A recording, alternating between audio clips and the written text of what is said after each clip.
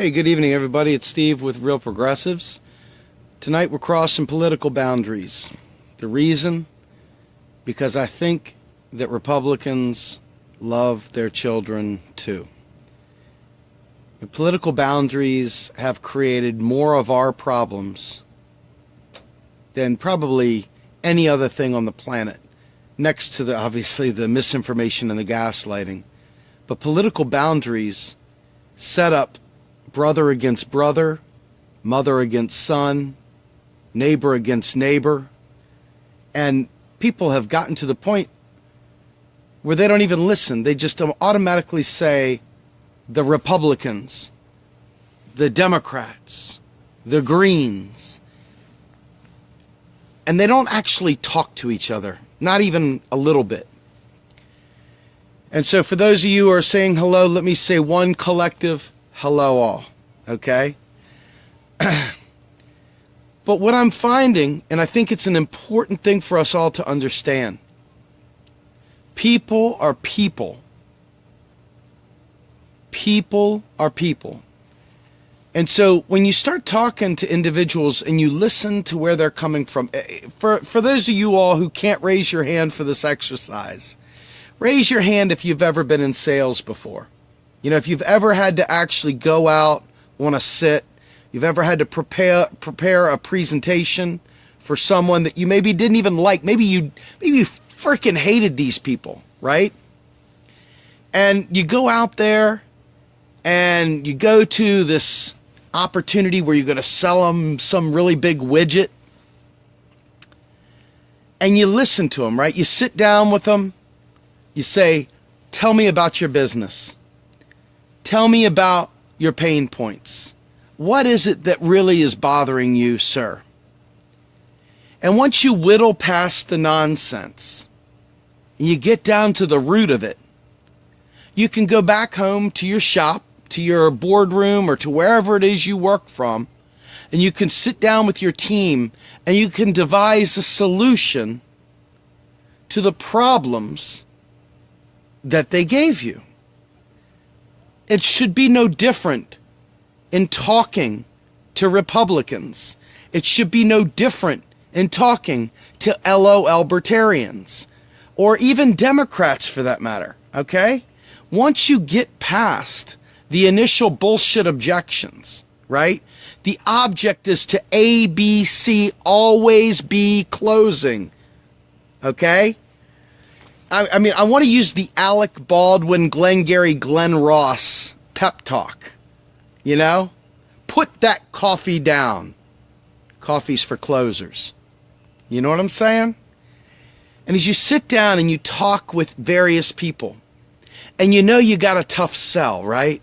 You know that this is going to be a tough sit.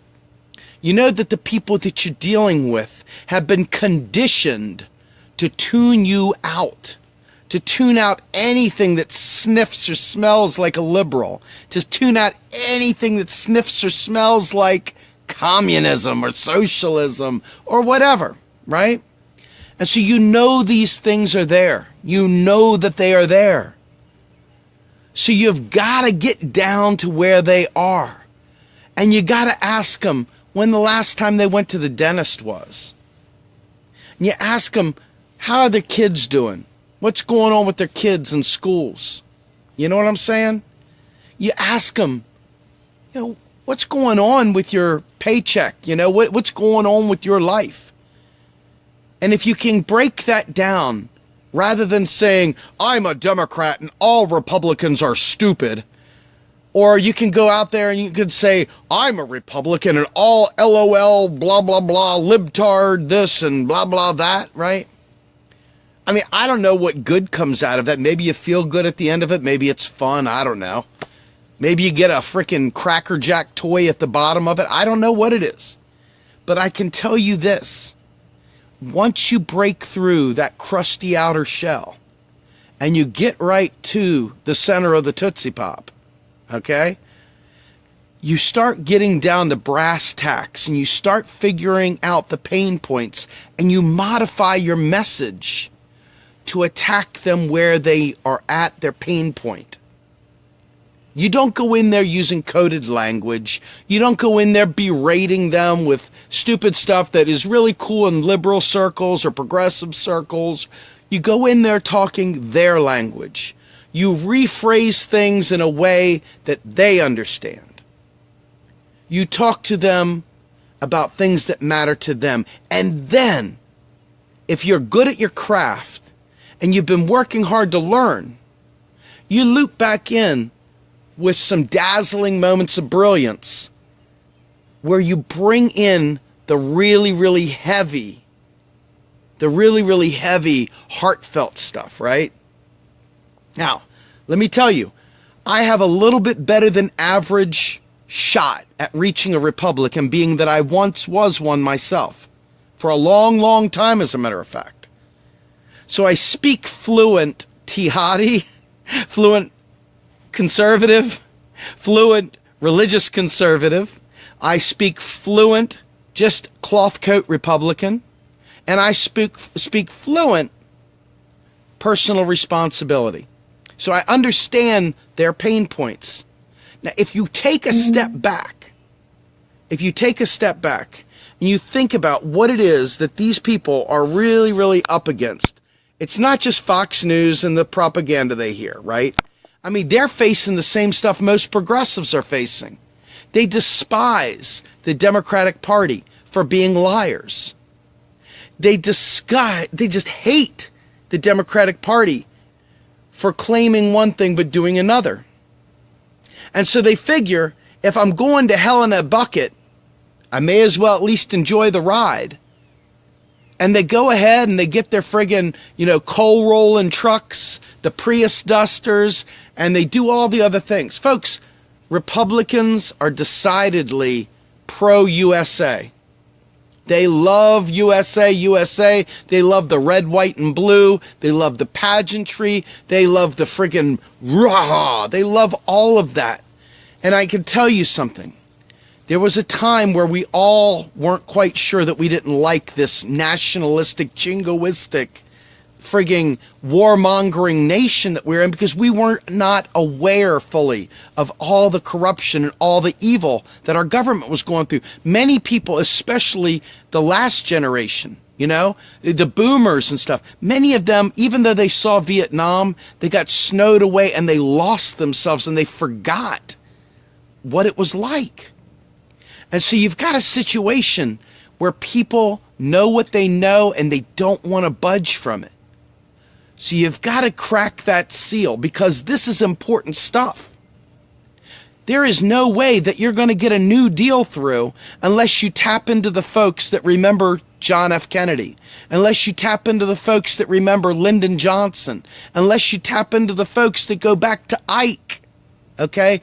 You go through these phases and you reach people where they are. You reach people where they are.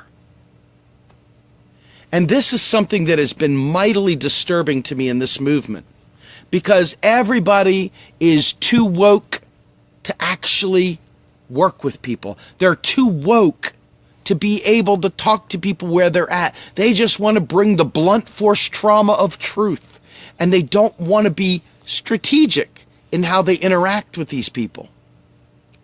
Now, I'm telling you right now that people, the older generation, vote, folks. They vote. They vote in mass. They actually care, even if they are watching Fox News, even if they are just going to church, even if they are doing these things, they care in their own way. Folks, they care. And you can do a lot with people that care and have passion. Even if they're wrong-minded, you can steer them towards a better truth. Now, as an economic activist, I come in with a blunt force trauma, partially because the subject matter I take on is pretty freaking boring to the average person. So the average person kind of says, I know enough. I look at my checkbook and that's enough information for me. The problem is that you've got to get Republicans to understand that we can all have a new deal for their kids, for your kids, for all of our kids. And we don't have to soak them in deep taxes. We don't have to obliterate them in taxes. Man, oh man, all of a sudden you say, wait a minute, hold on. So you're telling me that Republicans care a lot about raising taxes? They don't want their taxes raised? And they might actually listen to some New Deal stuff if it's not means tested, if everybody just gets it? If everybody gets it, then it's not welfare, right? If everybody gets it, then it's a right. And it takes the stigma away, right? Now all of a sudden they're not worrying about some poor sumbitch making lots of bad decisions, getting over on the system. Now they just recognize that this is a right of all citizens. But you got to ask yourself, which party today actually speaks truth? Right now the Democrats are fanning the flames about Russia. Right now the Green Party's fanning the flames about the Rothschilds. Right now, all the other ones, the Republicans, are fanning the flames about xenophobia and all the freaking Muslims and all the other countries around the world that we got to wax off, wax on, etc. So right now, there's no one talking about this. I swear to God, I don't hear the Green Party talking about a Green New Deal right now, do you? I really don't. And I don't hear the progressive community, the independent progressive community, talking about a Green New Deal. I don't see these people talking about what we can do. I only see them talking about Trump's tweets. I only see them talking about Trump's bad comb-over. I see them talking about Cheeto in chief. And so I see a lot of Republicans reflexively coming back and say, well, hey, if they don't like Trump, well, fuck them. Right? I mean, seriously, folks. I have family that is very, very Republican. It is brutally painful. I cannot have conversations with them about politics at all.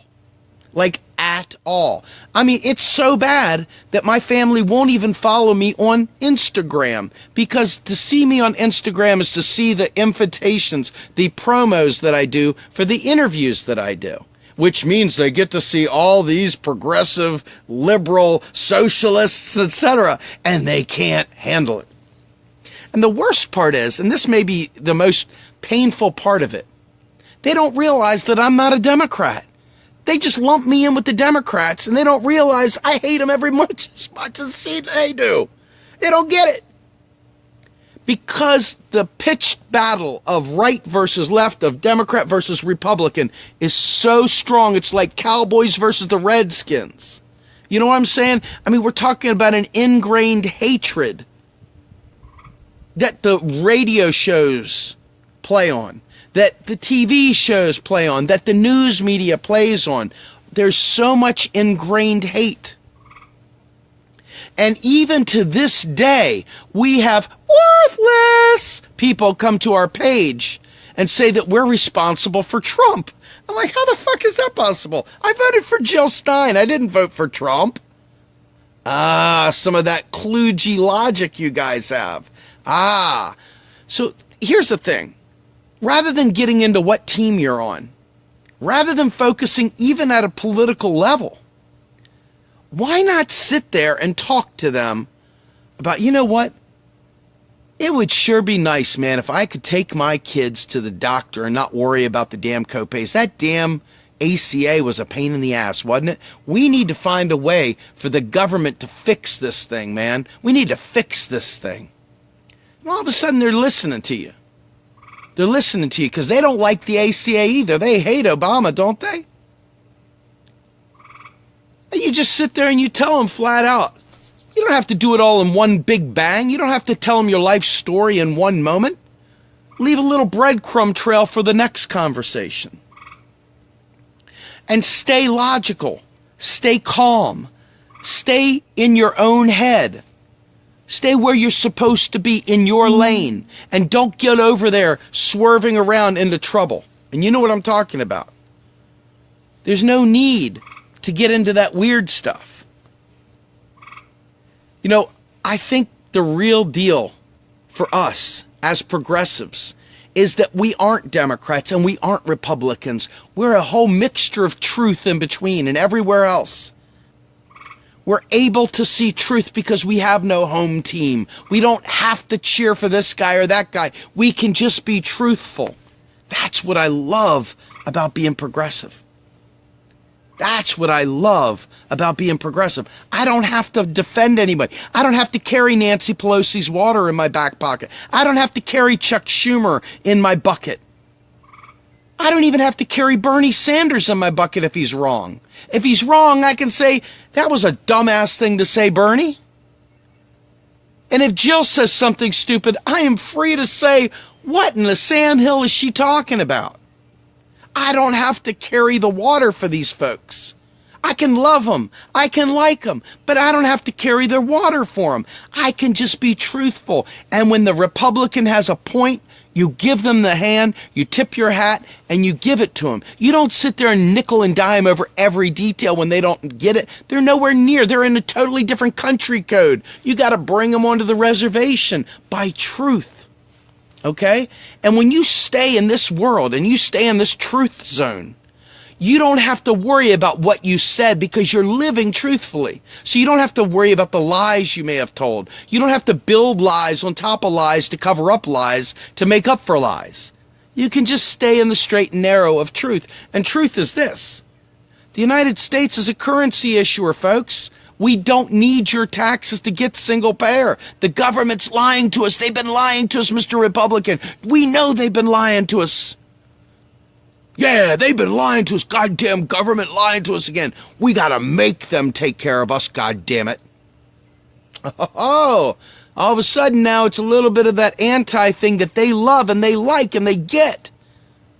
They don't know that you're a progressive. They don't know that you're not a Democrat. They don't know anything. They just know that you're angry at them for lying. God damn, the government's lying again. Hear me? This is the stuff that we can play on, right? This is the truth. And so when you sit there and you watch and you think to yourself, which party is actually telling the truth and not focused on the private banking cartel and fixing the fractional reserve system that hasn't existed since 1934? And you think about the ones that aren't sitting there making up excuses that the United States is somehow or another broke. You look at people's platforms, and if you find out that they're saying that we've got to end the fractional reserve system, then you know they're not telling economic truths. Okay? They're lying like Ron Paul. So it's really important, folks, that we know our shiznit, that we got our shit down pat, so that we don't feel threatened when someone pushes back on us. When they push back on us, we're okay with that because we have a ready answer for the hope that lies within. This is me, man. This is what I'm talking about. You know? So, let me just say this. July 13th, I'm going to the Green Party convention in New Jersey, in Newark, New Jersey. That's Thursday, July 13th. Now, sadly, we're like the first workshop to go on the first day of the convention, which means it's not the weekend. Most people probably won't be there. You know what? We're probably talking to a crowd of 3. Hopefully more than that. Hopefully folks go out there and show up. But my focus is to let the Green Party know that I love their ideas, that I love their platform, but their economics is absolutely it's just an abomination. And they can't get a Green New Deal peddling the American Monetary Institute lie that they put 1,000,001 hurdles in front of getting something done. You got to green the dollar. They got to end the Fed. They got to do this. They got to do that. They got to do all these things before they can actually do the first thing of getting you something. And that's a damn shame. And that's called economic illiteracy. Okay? So we've got to go in there. And there are many Greens that are turned on to MMT, man. Let me tell you, there are many, many Greens that are ready to bring a grassroots revolt to the Green Party, to bring about change, radical change, where they stop saying nonsense.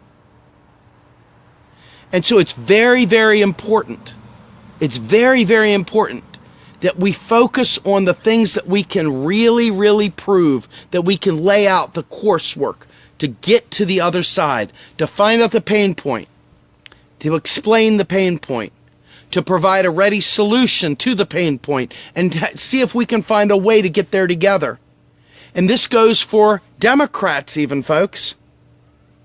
There are so many people that are progressive in the Democratic Party, and they really, in their heart of hearts, believe that they're doing something great staying there. Doesn't mean they're right, but I'm telling you right now, they believe it. So it's up to us to work with people, to work with them wherever they are, as a progressive, as a non-party progressive, folks. Do you understand what I'm saying? As people who are just truth seekers, people who are actively fighting for the 99%. If we use our brains and we go out there and we talk to people and we engage them at their point of need, all of our platform issues within this New Deal world that we've been fighting for are doable. And they are wildly popular, even with conservatives, folks. The problem is conservatives watch people that get over on the system. They think they're jobbing the system, they're rocking the system, they're skeezing from the system, and they think it's their hard-earned tax dollar that's being wasted. They see people making decisions they don't agree with, and they think it's their hard-earned tax dollar paying for this very, very objectionable idea in their minds. And this, my friends, is exactly why we need to understand the federal taxes don't fund spending. This is why we say it so often. It's not just some buzzword, although it's a great buzzword, makes for a great bumper sticker. Okay? But it's also a very, very important thing to tell Republicans. It's very important to tell Democrats, people that are actively fighting pitched battles over nothing. This is the stuff that is so vital, because you've got to build this big bridge to make real shit happen when you don't have a fair election system, when you don't have fair voting, when you don't have quality polling places around, and you don't have confidence that the actual votes are being tallied, and you have super delegates, and you have the electoral college, and you have all these other things standing in the way of a true democracy. These are the things we have to do to bypass some of that, to triage. Because think about how many people feel powerless. How many people feel like their efforts are useless? They won't bear any fruit.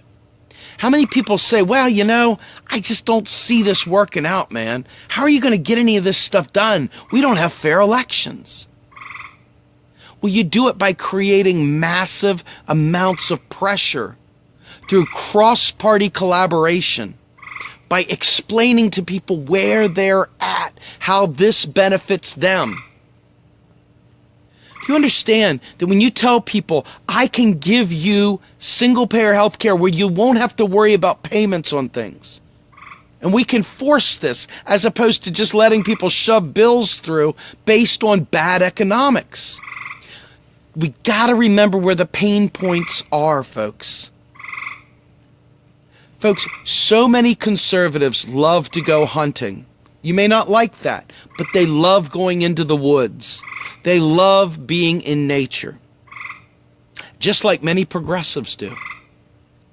So there's a unity bond there. Even if you're not a hunter, there's a way to find common ground there. There's a way to find things of interest where you can penetrate their indoctrination, if you will. And folks, let's not be foolish. We all have a lot of indoctrination to overcome, even in our own movement. What I'm looking for is people that are smart enough to know that without having a wide coalition, you will not see a New Deal in America. Because the elections are rigged, because there isn't fair voting, because there are super delegates, because there is money in politics still.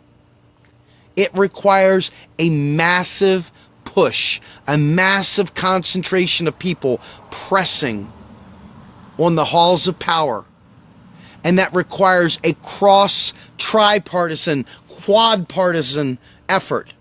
Nonpartisan, whatever, however you want to say it. It requires a massive coalition of people to make this happen. So getting back to the beginning of this show here, think like a salesman, because you're selling hope. You're selling a life more abundant. And by understanding modern monetary theory, which I talk about every night, for God's sakes, you understand how there is a unifying message underneath. When you know that the government isn't broke, when you know that we don't borrow US dollars from China, when you know that we can fund anything we need via keystrokes, it's a matter of political will. When you understand this, you can then in turn sell it to Republicans who don't want their taxes raised, because we as a coalition can say no taxes, no new taxes. We can side right along with them because there's no reason for new taxes at this point. Later on down the road, after we've solved the suffering, after we built these massive coalitions, then after we've created a job guarantee to stop making it so that people at the bottom have to finance their downtime, to have to finance when they lose their job and finance their destitution. After we give them a federal job guarantee with living benefits, then we can go after the wealth at the top. And that's when we topple it. But you cannot put people's lives at risk when you know that you've got a winning ticket by talking about the fact that taxes don't fund spending. When you know that taxes don't fund spending, why make them a key component of trying to get a bill passed? Do you understand what I'm saying? This is vital. Vital, vital. And when you hear Jill Stein say that we're going to tax to spend, we're going to pay our fair share, or you hear David Cobb say we're going to pay in like a France system for our fair share, when you hear that stuff, they're nice people and I like them dearly, but they're wrong. There is no such thing, because taxes don't pay for anything. So why are we paying into something that we don't need to tax for? It's like taking money out of people's hands unnecessarily. Why would you do that? Think about it. It's all in the messaging. It's all in building bridges, and it's all about meeting people at their point of need. I'm Steve Grumbine with Real Progressives. Have a great night, everybody.